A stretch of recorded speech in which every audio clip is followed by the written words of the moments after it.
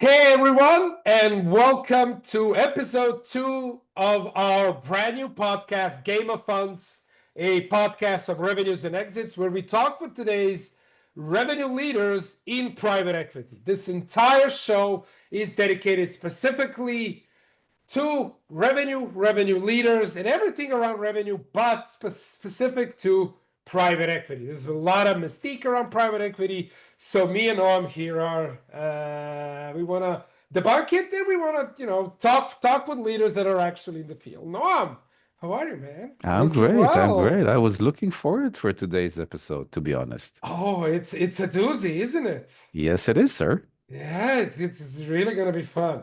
So today's guest, Rich Bishop, he's CEO of Mid Games Consulting, a boutique consultancy that does integration in M&A, specifically integrating RevOps of acquired company into private equity. Also, Rich, I know you told us you do work with startups to kind of get their GTM and RevOps I both scale ready and acquisition ready. Rich, I hope I did the intro correctly. And welcome to the show, man. That Welcome, was Rich. perfect. No, thank you. Thank you, Noam and Mario. It's great to see you guys. And I'm glad we were able to have this conversation. We've had some good conversations leading up to this. So I'm glad we Yeah, finally get to record the fun that we have now. Yeah. yeah. We the topic today, and I'll introduce the topic, and then Rich, I'll let you introduce yourself a little bit. The topic today is exactly what Rich does. So RevOps in post-acquisition, when the acquiring company is private equity, right? So it can be private equity acquiring private equity, it can be private equity company acquiring company. So all thing goes, but the key thing is private equity is in one shape or form the acquirer, and then what happens to RevOps in the acquiring company. I do hope you guys follow what I'm saying. We might need to we might need to sketch it when after we got the recording in place, Sketch it, right? but I'm not. I used to do a podcast a few years back, and then at one point we were having a debate with a guest. This is with my good buddy Julio, and Ron Ah, remembers Julio. this. Yeah, Yes, yeah, with yes, yes. Julio. And at one point the discussion got heat up that I clicked share screen and began sharing. You're like, are you really sharing a screen during the podcast recording? You're like, oh, well, you asked for it. Everybody is so used to that because that's just the world that we live in now. I'm surprised it doesn't happen more. Yeah. Well. All right. So, Rich, again, welcome to the show. Welcome to the Game of Funds. Please tell us a little bit about yourself, your background, upbringing. How did you get where you are today? And then let's dive into the topic. Yeah, absolutely. So I started off my career working for a publicly traded shipping company based in Tampa, Florida, and Gatwick in the UK. Um, it- I was in working with the EVP of operations in some of the partnerships roles, but it was a very finance heavy role that I was in. So I started off really kind of bouncing between the lines of finance and operations. So I really got to understand what makes a business tick from the inside out. And I know your first guest, Dave Govan, and you guys had talked about the importance of understanding finance when you're talking about working in private equity. It all kind of comes together. Yeah. A Shout little out bit to later. Dave. He was fantastic. So Yeah. Yeah, great episode if you guys have missed it. yeah, yeah. But as time went on, we were acquired by another a publicly traded company that was a competitor of ours. So in that process, I got to be a part of the diligence. I got to be a part of bringing the companies together, carving out a specific U.S. entity of that shipping company. So I really learned a lot about the process and ended up really kind of fitting into finance at that point. As time went on, I was ready for a new challenge, went to a private equity backed food service company. So completely different industry, Yeah. but in And finance. And I completely was, different ownership, I would that's say. right. completely Yeah. different structure. So public, then went to private equity, supporting the sales team from a finance point of view. And within a year of me being there, Nestle came in and acquired us. Wow. So that was really my first instance of going through the diligence process with a private equity firm from a private equity standpoint being acquired. So the PE firm wanted to exit. Nestle was ready to grow their food service business, and we were a clear leader in the beverage space. So they kind of took us on, but then we took on the management of that business portfolio for Nestle. So again, raised my hand, part of the acquisition there, really enjoyed that. It was at Nestle that I made the switch over to sales operations at the time, which was a smaller scope. And we can get into kind of what that was about and what has now become revenue operations from there. Yeah. Then went on to private equity, venture-backed companies from there, and now consulting in that space for the last 2 years. So What a journey. Wow. yeah, Rich. awesome. Really, really good. So before we dive into the topic, I think Noam, before we hit record, I think you were spot on. Let's just demystify what RevOps is, what RevOps isn't, right? Yeah. And then we can, as we say, poke holes, or we can play around a little bit. Absolutely. So Rich, tell us, what is RevOps? So RevOps really has evolved over the years, probably the last 10 to 15 years. It started off as what I would call sales operations, which was really focused on supporting the sales team with some of the back office functions. There used to be, before this, there used to be sales support or sales excellence roles were some of the titles that you would see. And it's really pulling those things together to understand the systems. So what CRM systems are you using? How are they supporting the business? How are the processes built? So you've got a little bit of business analyst pulled in there. You've got some finance built in because you need to understand the budgets, the comp plans, how they affect the budgets and the plans for the year, especially in private equity. That's a major focus, getting that part right. And over the years, it's evolved to really pull in marketing and the operations focused on marketing and outreach, email, lead management, all of those pieces, including sales, and then reaching out to client success now as well, and servicing your clients well. Essentially, the way that I would create an analogy here is if you've got a football team, a pro soccer team from a US point of view, right? If you have a football team, you need to have people working off field to put the right training plans together, to put the right processes together, to make sure that the stadiums are booked, the practice facilities are booked, right?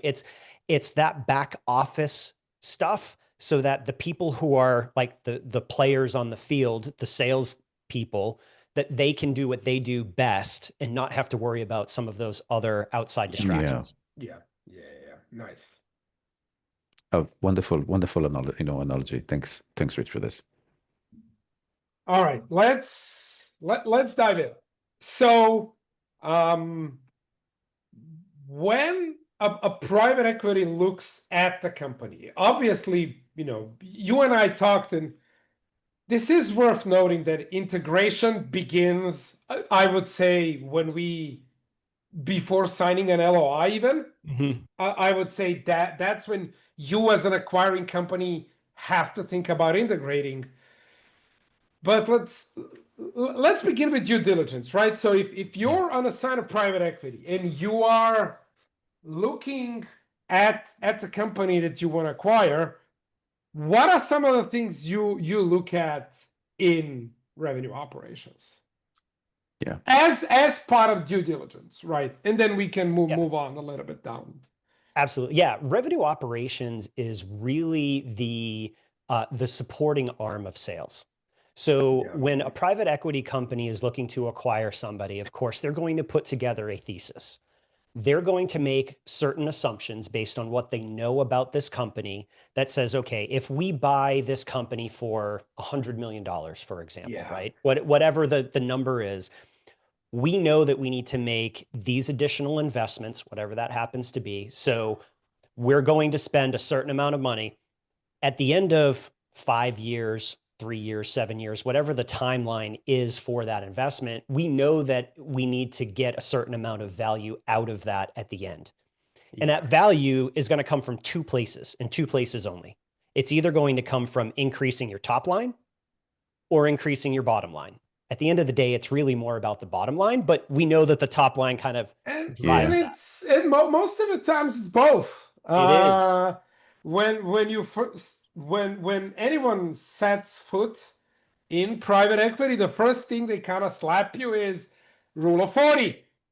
And I think with Dave, we talked, he says, yeah, nowadays it's probably rule of 50. And I was like, what? It's rule of 50? What the hell? I guess it just kind of grew. The thresholds are going up. The thresholds are going up. So for all of the viewers who don't know what rule of 40 is, and this goes directly to top line, bottom line, is your EBITDA, which is earnings before interest, taxes, depreciation, and amortization, plus your growth need to be 40. So if you have an EBITDA margin of 10%, your growth needs to be 30. If you have a very high EBITDA margin, so let's say 30%, then your growth is okay to be 10-ish, right? That's right. But this is the number that I think, Rich, you're mentioning so top line and bottom line, right? That's right. Yeah. And that's that rule of 40 or rule of 50 is a really good way to look at both at the same time and take them both into consideration. And it's interesting because up until maybe 2022, that rule didn't necessarily apply. And a lot of companies were, especially on the venture side, they were looking more at the growth than the profitability. Of course, private equity almost always is looking at the EBITDA side of things. But that rule of 40, I think, really has come about because of what interest rates have done since 2022. It's a lot more expensive to get capital. And so therefore, you've got to have a higher threshold for who you invest in and why you invest. And so that rule becomes a good way to look at who should we invest in and are we going to get the kind of return that we would need in order to make this investment. No? Well, if I'm taking, the rule of 40, we all know that, that rule and the EBITDA and everything. By the way, a lot of managers in the industry, and I do some lectures in Tel Aviv University for the last 14 years. The number of managers that are familiar with the rule of 40 really understand that is very low, very low compared to, right? So and again, I'm coming from sales. So, sales people, sales managers, all the people that managed me, very senior people. Mario, as we said in the beginning, before we hit the record button, right? It's like, give me 20% discount so I can give the customer 20%, right? It's about discounting. It's about revenue. It was not about the margin. Now, if you work for a corporate America, right? I worked for Oracle many years. So rule of 40 exists in Oracle, heavily exists in Oracle. There's a limit to what you can do. But I'm keen of understanding how this goes to private equity and what's the difference between, operating revenue in a, let's say, a multinational, which for me, it's the backyard, as compared to private equity, which is brand new for me, right? So that's my question to you, Rich. Sure. Yeah, and I think it's related to the investment cycle of a private equity investment, right? So Okay. When private equity in general, they're looking to purchase Rich, we a lost company. you a little. Oh, there we go. No, you're back. Yeah. You're back. Yeah, I'm back. Can you hear me? You got me? Yeah. Okay. Welcome to 2025. Technical difficulties. Yeah. But the private equity companies will look to invest in a firm, and grow it, and basically within a 3 to 7 year span, typically 5 years is right around the sweet spot, that they then look to sell for a profit. Right. And so they're going to put together their thesis, which says, here are the things that we need to do to grow it. And this is what we think we're going to get at the end. In reality, what that looks like is that the first 18 months of an investment cycle look very, very different than the last 18 months of an investment cycle. Yeah. At the beginning of that process, they're more likely to invest in restructuring and getting the team right and making sure that they're putting the money and investments into the things that will help the top line grow. And then in the last 18 months, it's all about optimizing the EBITDA, because most of the time, the value that they're going to get, or the price that they're going to get for that company, is based on that EBITDA. So it's a multiple of EBITDA. A multiple of EBITDA. Yeah. That's right. Yeah. That's right. So it's grow, grow, grow as early as you can so that you can maximize the impact 5 years from now. And in those last few months, you're going to maximize that EBITDA. Wow. Amazing. It's fascinating. I mean, especially our conversation with Dave, whom we mentioned, who's kind of a friend of a program. He tells a story about a sales manager who said, I need to, in order to for me to make my number, I need 2 more guys. And Dave goes, well, not only that's not in the budget for this year, you are 2 guys over, so you need to fire 2 and still make your numbers. That always makes for a very interesting conversation, to say the least. Yes. Because at the same time, also remember that before a company is acquired, whoever owns that company at that point in time wants to get the most value out of that company too. Yeah. So of course, everything in the pipeline that they're looking at, oh yeah, that's going to close. Oh yeah, that's going to close. And we don't discount anything. It's going to be there. We can count on it, right? Essentially what ends up happening is, and I'd love to see the statistics on this, of who actually hits their number after the first year for what was promised during the acquisition process, because it's that game of back and forth.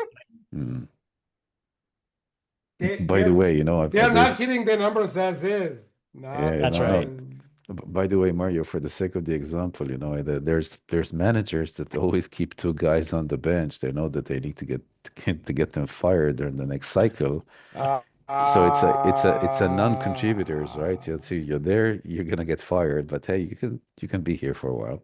That's it. Yeah, that's always a good strategy. That reminds me, if you guys ever watched Silicon Valley, the TV show.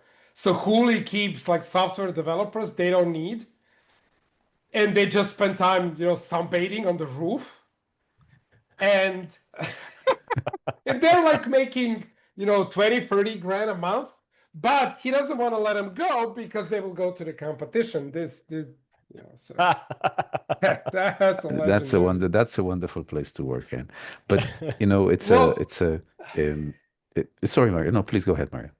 Well, one of my questions that I have is, since both me and Noam come from the revenue side of things, right? And we are about methodologies, about high growth, and about all of those things. So when you look at the acquiring company, do you dive into, you are using this sales methodology, you're using this CRM, the sales methodology is kind of interwoven with the CRM and stuff like that, right? So can you let's maybe dive into that topic? Yeah, and from my experience, there are a few private equity firms that are pretty stringent on what methodologies they use. But that, to me, from what I've seen, is a very small percentage of overall what's out there. I think what I've seen is that the methodology is really unique to the leader. And whoever the leader is going to be has their methodology for how they've gotten results over the years. So I've seen many times where the methodology can change based on who the CRO is, because that's what they're comfortable with and that's what they're used to. As long as the results are being delivered, most private equity companies don't necessarily care about that, right? What they do care about, though, is that is that the deals are closing, that you have enough pipeline, that you're converting them properly. So that's where revenue operations comes into play. It's okay, let's get into the numbers and understand that things are moving the way that we expect them to, that the pipeline is real, meaning we're going to get out at the end of the pipeline what we expect as we move along. As long as those things are happening, how that actually happens isn't as important. Oh, wow, that's interesting. Again, I'm speaking out of, pure ignorance here. So here's the question here, Rich. Is it when you say they don't care, they just want to see the number, I still hear a method, right? So there is still a method around it. So maybe the name of the methodologies, the titles are not that important. However, the existence of methodologies, the fact that there is conversion rates, healthy conversion, the fact that there's motion from one level to another, that the business is healthy. That is, the way it sounds to me, revenue operations are becoming a partner in this journey, right? That's exactly right. Yeah, Which that's a really is, good way to summarize listen, it. Mario, this is awesome, right? This is Mind boom. blown. Yeah. Please, Rich, go ahead. Yeah, no, that's a really good way to summarize it. And every sales leader CRO needs to have a methodology, even if it's a mashup of multiple different methodologies, right? And there are countless different ones that are out there that have been used time after time. As long as it works and it's effective and it's measurable, those are the things that count. So yes, you need to have the systems and processes in place. A sales rep needs to know what each step or each stage means and what they're supposed to do in each of those stages so that it's crystal clear and that you can report on it. It makes it more predictable for the sales rep so that they know what they're doing, but it also makes it much more predictable on the reporting and Yeah. forecasting side, which is important to the ownership. Well, I love it. I've got a customer. I can't disclose the name, but I got a customer. They've been recently acquired by private equity from the States. And when the CEO of the company, again, this is an entrepreneur by heart. That this guy he's not a body, it's a heart. It's a beating heart. So he's completely, invested in this for years. Wonderful product, good game, right? He's doing everything in the book, other than I would say bringing a decent revenue operation person, right? So here's the game. And I've seen this happening in front of me. But to be honest, I wasn't very clear. And I'm happy we have the podcast now, Mario, because I can be at least, advised a little bit better, at least on what Yeah, not to do. yeah. Um, the guys, the company from the States, they went in and asked questions that literally the CEO and the CRO were not familiar with. So it was, and to be honest, again, the answers were like toddlers talking to grown-ups, right? So the company, the private Yes, equity, no, I don't know. why is this important? Yeah, we can bring this information to you. And then they would call me or whomever. And then obviously they had no clue what to do, but they didn't have a revenue operation person. This job was somewhat distributed, among some people as usually. Yes. And by the way, they were not a startup already, but by that time, but they haven't grown, let's say, into the management, the mature management sides of things in sales, right? So when Yes. when basically my assistance back then was growing as fast as possible, very, very violently, just to be interesting for the private equity. So they will be on the map. Mhm. That was the job. But when they reached that point, it was all a big mess. Okay, so Yeah. have you Yeah. seen, and Rich, you said that you work with startups, so you know this. Could you share some light on this one as well?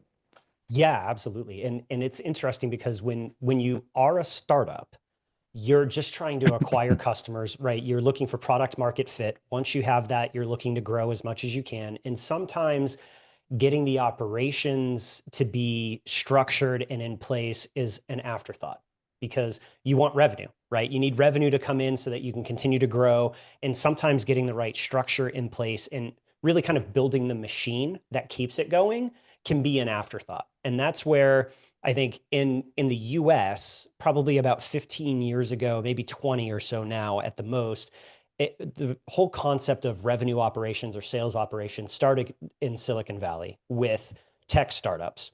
And so I think it's been a part of the tech ecosystem now, at least in the States, for a long time, where there are a lot of startups that right around Series A timeframe will start to look to bring somebody in to get the structure and the processes correct. Outside of tech, though, that's not necessarily the case. And outside of the US, I know that it's still very much a new concept as well. Early stages. Yeah. Some sales ops I just do see across Europe. So, UK a little bit more advanced. Germans, maybe a little bit Nordics, Benelux, French, hell no. And I am, look, as we speak, I'm probably getting sued by French just for mentioning their name. Like the entire country is currently suing me because I mentioned this. So let's go a little bit, if it's okay with both of you. Let's go a little bit into red flags, right? So you come in, you run your due diligence. So what are some red flags? That's my number one. And two, what are your deal breakers? Like, what are some of the things you find and you go to whoever's handling the M&A process, so the principal, and you tell them no? Yeah, there are a few things there, and it depends on what part of the process you're looking at. But ultimately, what you're doing is you want to make sure that the revenue that they're reporting and that the customers that they're reporting are true and valid information. So you're going to look at this kind of seems like a common sense thing, or it's not. But it's not as common as it should be. Oh, wow. It's not as common as it should be. So yeah, absolutely. You want to get in there and you want to understand the customer turnover, the churn, right? How long is a customer actually staying with you? You want to do the diligence to verify that those numbers are correct. You want to verify that the contract values are correct. That's more on the customer side. But then when you start looking at pipeline, you want to validate, hey, are these deals real? Are these opportunities real? And what is the history there of wins and losses? And how does that translate to what we see now? If a red flag, for example, is before due diligence starts, you have a $2 million pipeline. That's pretty steady. You're winning some, you're losing some, but the total pipeline value stays around $2 million. And then you start to have diligence conversations, and that pipeline goes up to $3 or $4 million. Okay, let's dig in and understand what's happening here, right? Is it that the reps are holding on to things and not putting them in the system, and now all of a sudden we've pushed? Or do we really need to dig in on all of these opportunities and understand what's real and what's not, and then what's going to close at the end? So those are a couple of the areas where you really want to be sure of what you're getting when you're looking at it. And what would be, like, if you run in and it's like, week 3 or week 4 of you digging through data, doing all sorts of interviews, checking their tech, checking the setup, everything you do when you do RevOps due diligence. And then what are some things that you definitely, when you find them, you say, hell no. Yeah, hell no. Yeah, probably the biggest one is if customers are only staying with you for a very short period of time, 2-3 months, 6 months, and then they're gone, you've got a problem, right? So because you're constantly losing water out of the bottom of the bucket, you're going to have to consistently put water into the top of the bucket in order to keep it full. That is a really expensive model to be working with and really hard to keep up. So that, I would say, is probably the biggest red flag that you go through and that you see. The other one on the sales side is really looking at the longevity of the leadership and the continuity plan that you want to put in place as well, right? You want to make sure that after acquisition, the team doesn't pick up and leave, and now you're stuck managing processes that you haven't been managing, right? And that you're working with starting from scratch basically as you go. So those are a couple of areas that would be a pretty quick hell no if they start to raise themselves. Yeah, I know. One of the things that I see private equity does are like management rollovers, C-level rollovers. So for everyone listening, rollover is when sorry, the management or C-level, right? Is when they decide to stay on for a equity, so a part of equity, and then continue running the company, afterwards, right? That Yeah, would be kind of a but not for, rollover. not endlessly, just for a number of years, maybe. Correct. Well, I would say depending on whatever the deal is with the acquiring company, Yeah. right? Okay. Yeah. I've seen, I've seen CEOs just stay and run the company they built, but like it's the third owner. Okay. Rare, but these things do happen. Yeah. Yeah, typically a year is what I see. And there are incentives to stay on for that year that kick in after 12 months. So after that 12-month mark, you may see a number of executives change over. The other thing that's important there is as you are growing from one kind of stage to another as a company, sometimes you run into leadership limits, right? Leadership capability limits.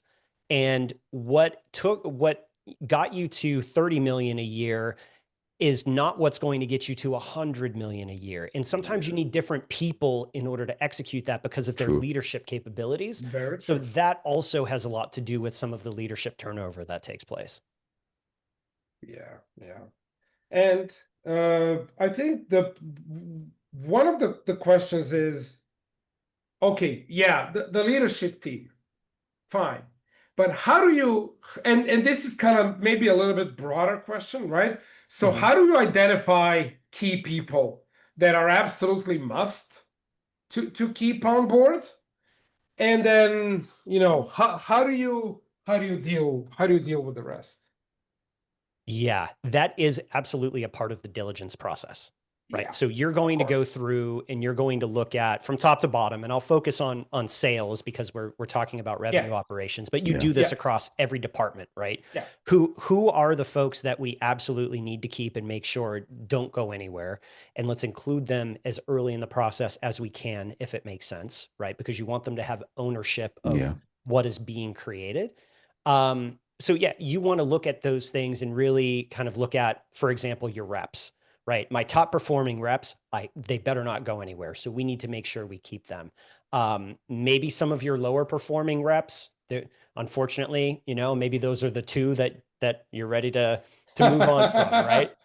But yeah, you absolutely are looking at what is their attainment, what is their compensation, right? How are they performing for you? And you do expect some level of turnover, just because new ownership brings a change, and some people don't like change. So they'll end Yeah. up leaving for something else that they can control, right? But all of those are a major factor. And you can do certain things like put in additional performance bonuses or stay bonuses, or maybe offer equity for some of those higher performers as an incentive to keep them on board if they are absolutely essential to the success of the company. Yeah. One of the things that, and this is what I do, I know Noam does it very differently, simply because of the nature of the companies he acquires. But what I usually say is I say most of the things, most of the like the way you did business will not change. Mhm. These are the things that you'll will stay the same. We want to keep these are good practices, this is fine. Some things are going to change. First of all, you do have new owners. That's a big change, like change on itself. But then we will change this and this. So do you, or what have you seen, right? How does this change process, how is being managed? Is it is it is it kind of is it like they begin in due diligence, or it begins in integration, or how do private equities manage this change, whatever change is at this point in time? Yeah. So the change comes from really the thesis that they're putting together, right? So a company looks like A today. We know that in 5 years it needs to look like B. And how do we get to that? And there are going to be some changes that have a higher priority than others, right? And most of those changes that have a high priority are probably the ones that give the biggest ROI, right? So that you can get the biggest return at the end. So you focus on things like culture. What is the company culture? Is it productive or is it not? Because if you're talking about a turnaround, you probably want to change that culture pretty quickly so that you can get the right people in place and get the right, setup and culture together so that you've got as much of those 5 years under that new culture as possible. If a company already has a strong culture, then maybe you just keep that going. And maybe it's some of the reporting and the processes that need to change because each owner has their own preferences for how they want to look at the business and the KPIs within the business. So that's probably, without a doubt, that's the first thing that they're going to look at changing from day one. As soon as that new firm comes in, it's going to be, okay, this is the way that we want to look at the business. Let's change our monthly business reviews. Let's change our financial reporting packages to look at the business in this way with these KPIs. Yeah. I mean, whenever private equity acquires any company, there is always, shared services. That's always, I would say, number one, right? So that HR function, legal function, RevOps, maybe being one of them, like being centralized RevOps. So what else you've seen kind of go into shared services? And for everyone, let's just maybe explain. So shared services is a concept invented by private equity, where when you acquire a company, there are some departments that you already have within your portfolio, as we manage this department for every single company within either a group of companies or a vertical or industries.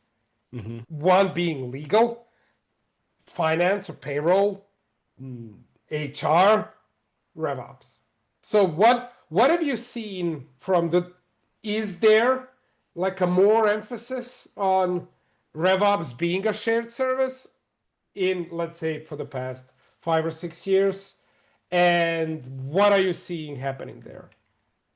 Yeah, I think it depends on the structure of the company that we're talking about. So there are a lot of private equity firms that will focus on buying a firm, growing it, and then selling it, right? And in that situation, it's not necessarily the private equity company that will provide shared services, because it's hard to sell a company if they're dependent on the private equity for the operations, right? You actually need the operations to sit in that company. So, but what is interesting is that a number of PE firms do have operators on staff that came from some of the businesses that they had, that they will deploy out to the companies that they own to help them with some of their transformation processes and so forth.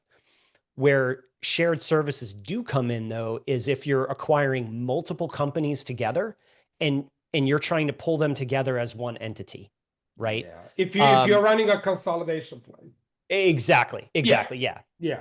That's where the shared services comes into play, which is really just carving out some of those administrative roles from each of the different companies and centralizing them to serve the broader umbrella of companies in a much more efficient way, much cheaper way, really. Yeah. Sorry, Ahead. Mario. No, go ahead. I'm conscious of the time, so maybe my last question, right? But it's just we are close to, oh my God. Yeah. Just flew for me. No, but I think we need like a couple of hours with Rich, right? Yeah. Let's do it again. Absolutely. Yeah, we should. We definitely should do it again. if I'm, this is fascinating for me to me because I'm acquiring companies, but Mario and I, we do this differently, right? So the what I do is literally shared services, right? So we get rid of everybody.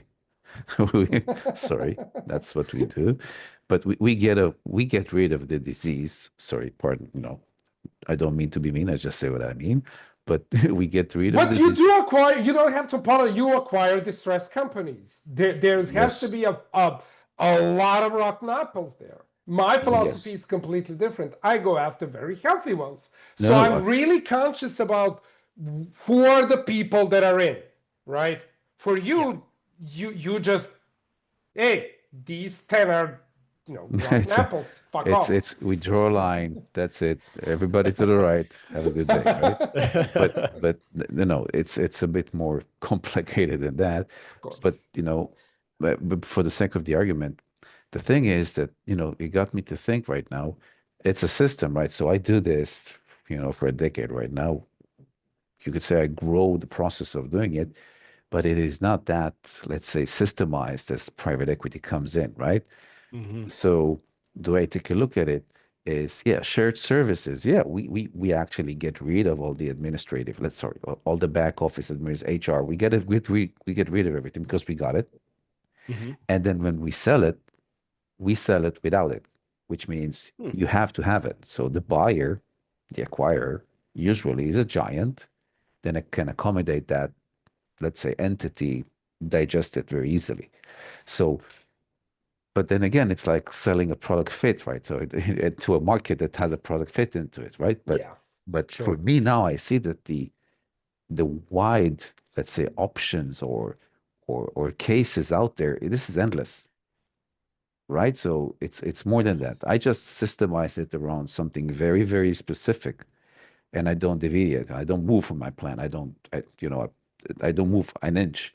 But private equity, you must move. You must be very, agile at one point and be very rigid on the other point. This is broad. This is very, very complicated. Which is why a lot of private equity companies kind of have their own personality in a way, right? There are specialties that they focus on. There are cultures that they have. There are playbooks that they run, and your playbook is very effective for you, which is fantastic, right? For another private equity firm, that playbook may not work. Yeah. And so it really is making sure that you've got the right fit and the right structure for what it is that you're trying to do and get out of it at the end. And you've got specialties or you've got areas of focus that work for you. You stay with what works for you. Yeah. To be honest, Yeah. we don't move an inch. So we got the checklist. Hmm. One item doesn't check. That's we're gone. That's it. We're out. Yeah. And the reason is because we made so many mistakes, understand. So, but then we are not, it's not that we're not flexible. We are not built to accommodate a change Yeah. from our plan. And I think that is a major difference. If I'm taking a look at big private equities, you guys, you're able to digest different fish, right? From Yes. different types of water, where I can only work with a very, very specific, unique structure. I can't move from that structure. And this is Yeah. fascinating that you can do that, right? Well, it also is a function of the investors and where the money is coming from, right? Because the PE firms, the larger PE firms are raising funds on a regular basis. And the investors don't want that to be dry powder. They don't want Yeah. that to be sitting on the sidelines. They want it to be deployed. So you have to deploy Yeah. it. And the only Yeah. way to do it is really to open up the aperture of who you're looking at in order to give yourself more options. Yeah. Yeah. So then you grow your Yeah. capability. Oh, that's good. Yeah. Yeah. And we talked with Dave just a little bit, and I am conscious of time now that you told me to be. Yeah.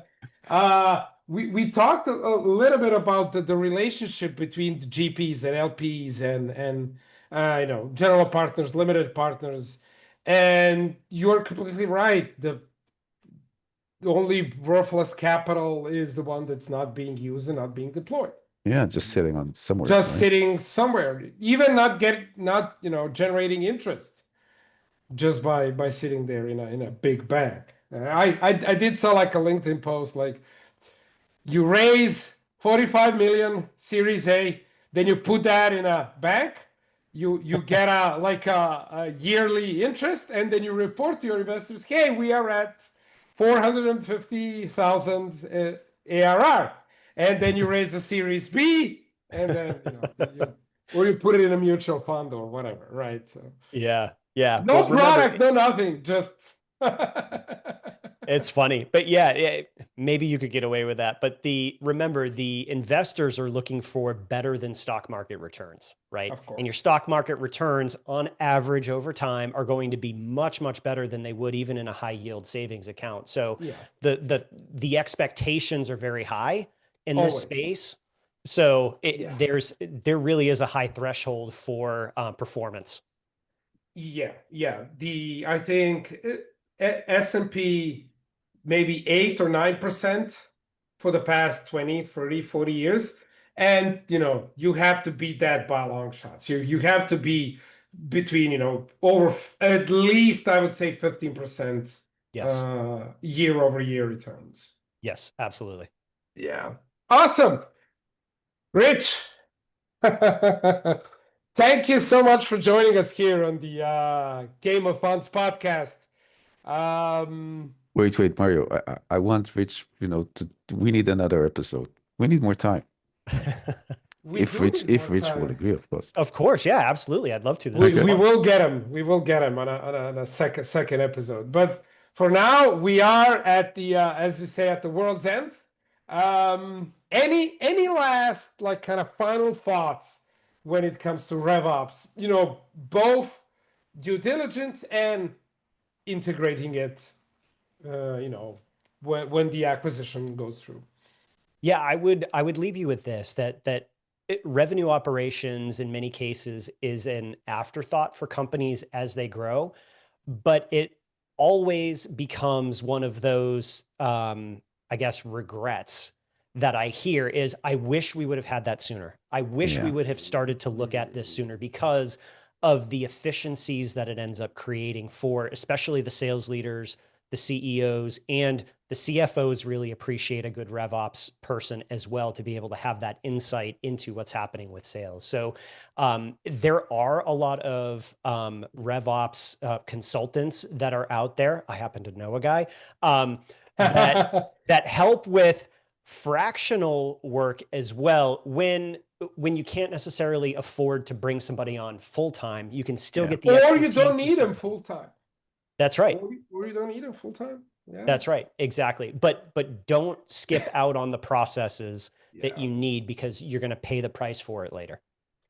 True. Noam, these two episodes I think have been like a whirlwind of learning for I would say for both of us. We Listen, come from entirely different. I'm like a kid in a candy shop right now. Listen, this is great. This is really good. Awesome. Again, Rich, thank you so much for joining, and for everyone watching. Until next time, make sure to hit that like button, subscribe to our channel, and we will try to bring in more revenue leaders specific to private equity. Goodbye, everyone. Ciao, Thanks, ciao. Thank you, everybody. guys.